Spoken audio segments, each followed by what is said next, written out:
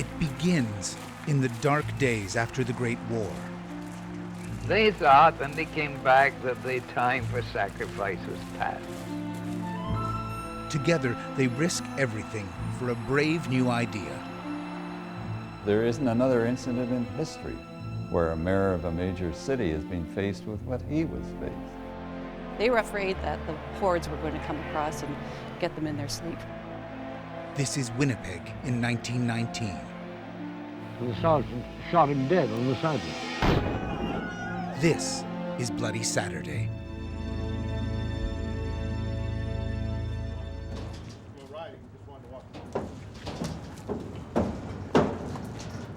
So I'll show you exactly where you'll be coming in, what you'll be doing. Okay, so it's single file through here. Excuse us, horses coming through, horses on set. On a cold May morning in Winnipeg, Danny Shure has come downtown to test his dream. Do a gallop along that wall, all the way there, and he gets to center stage where he does the shooting. On this important anniversary, he will bring history to life. Okay, now you guys go there. You go to the back. Danny has written a musical, a story set during the 1919 Winnipeg General Strike. That's the sound of the streetcar. Hear that? That was the streetcar flipping. In this very place, exactly 85 years ago, 30,000 people walked off the job and into the history books. What I've always said is the general strike and musical strike could not have happened in any other city. It was nearly a revolution. It's one of the largest strikes Canada has ever seen, and one of the bloodiest. Come right over there and shoot him from like not super close. Yeah.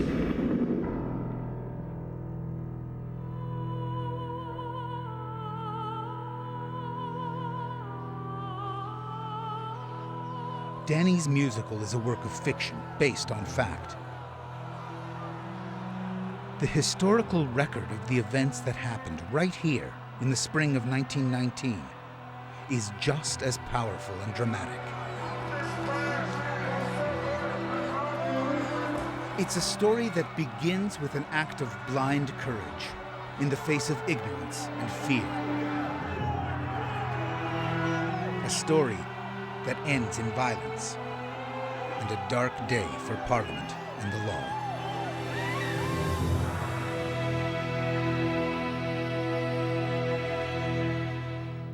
Winnipeg in the spring of 1919 is a city of immigrants. Some are from Eastern Europe. They arrive with few possessions and hope for a better life.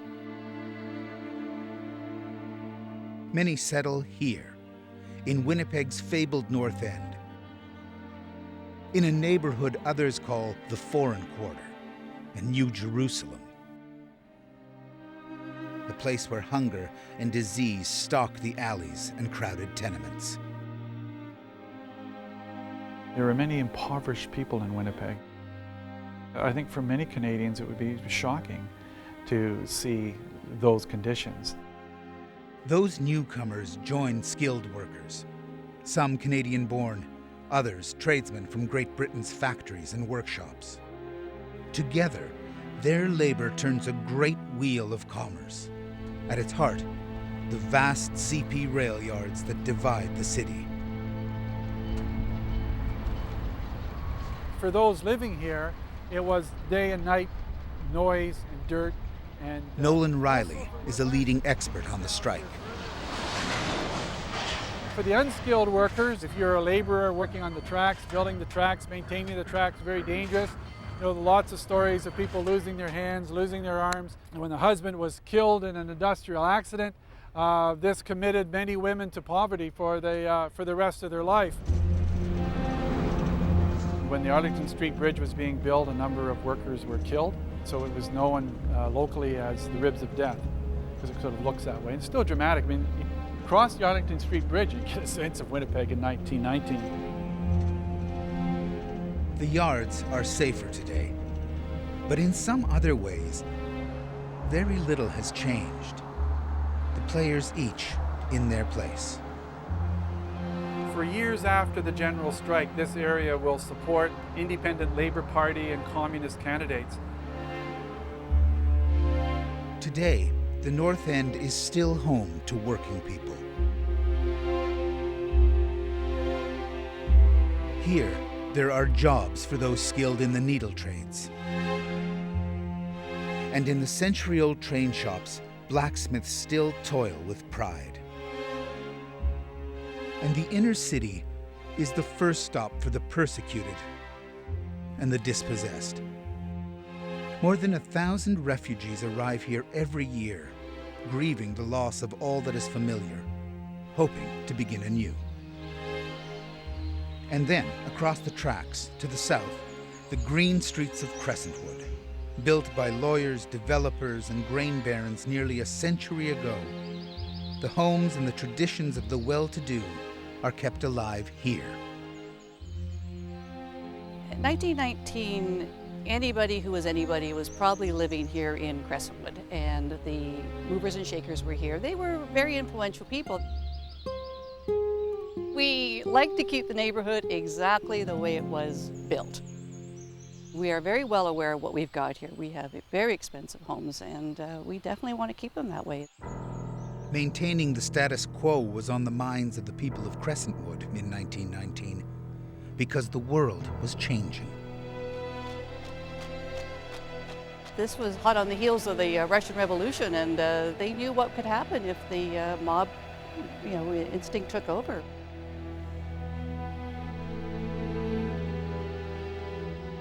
On the other side of the tracks, for some, the rise of Russia's working people is an inspiration.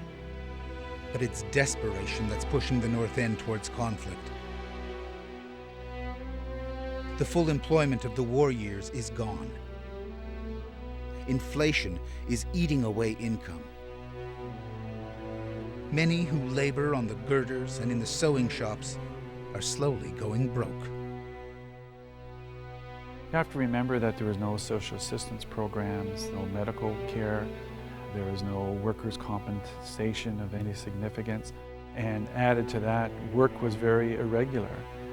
One never knew from month to month whether or not they would be employed.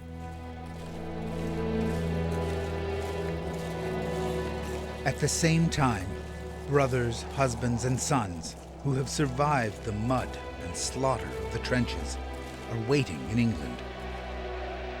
The war in Europe ends. The armistice is announced on November the 11th, 1918. So what are they doing in Europe over the winter of 1918-1919? Almost halfway through the year, what are they doing? For the most part, they're sitting around waiting for their number to come up so that their battalion or their unit gets a chance to come back to Canada. The longer they wait, the more browned off and the more pissed off they get. There were some very, very serious riots in some of the army camps in the UK prior to the mustering back to Canada. Quite frankly, the government didn't know how to handle such a mass transfer of troops back to Canada.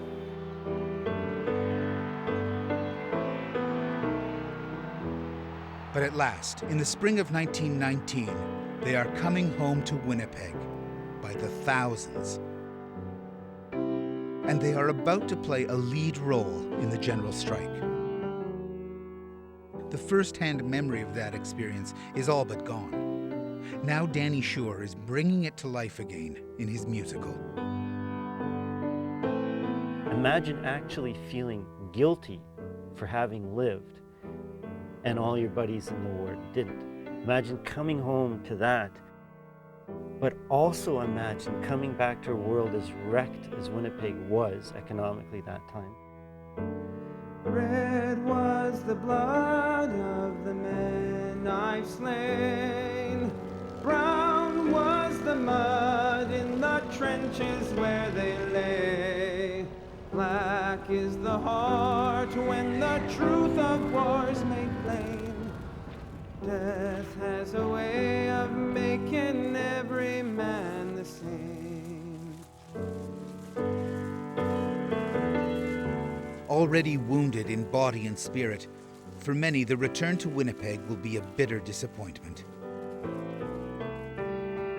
Families are facing hard times, and there are few jobs for them. It's a recipe for trouble.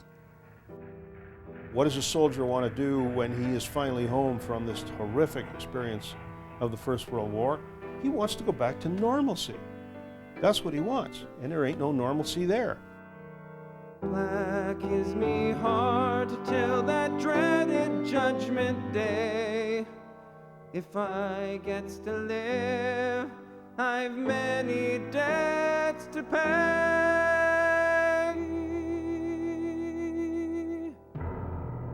By May 1919, Winnipeg is a city in turmoil. Veterans are angry. Labor is demanding change. Capital is taking a hard line. The stage is set for conflict. Bloody Saturday will continue.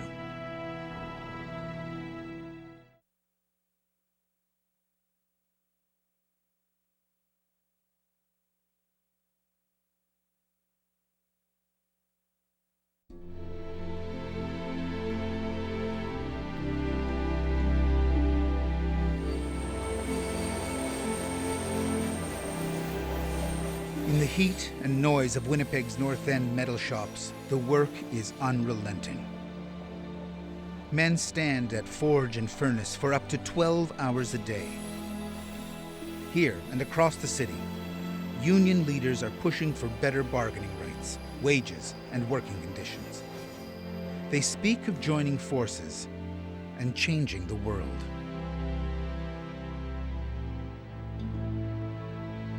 I think perhaps one of the big factors, too, was the feeling that some of the employers had benefited rather than sacrificed during the war. Fortunes had been made in the war years. But most of the workers have been called upon to go overseas and fight. And they thought when they came back that the time for sacrifice was past. But on the south side of the tracks, those who command wealth and power are giving little ground. You had this great contrast between wealth and poverty. And I don't think an expectation among the workers that that was going to change. And I think that's what was angering them. Labor decides it must flex its muscle. There is a call for a general strike. Across the city, union locals hold a vote. This is a ballot box. The person would have come up and chosen either a white marble to vote yes, or they would choose a black marble to indicate a no vote. This didn't require being able to read, being able to even speak English. The vote was a yes. Let's go for it. The final tally is 11,000 in favor, 500 against. On May 15th at 11 a.m., it begins. Well, this became not a strike over union recognition on the one hand and wages and hours on the other hand, but it became a strike over everything that's really pissing us off as the underprivileged underclass of this society, and everything that they have been trying to do to us for the last who knows how many years and are continuing to try to do to us. And if we don't stand up now, they're going to crush us. Across the city, in the factories, in the stores and workshops, they rise up. In all, 30,000 walk off the job. 2/3 are non-union workers. The risks were huge.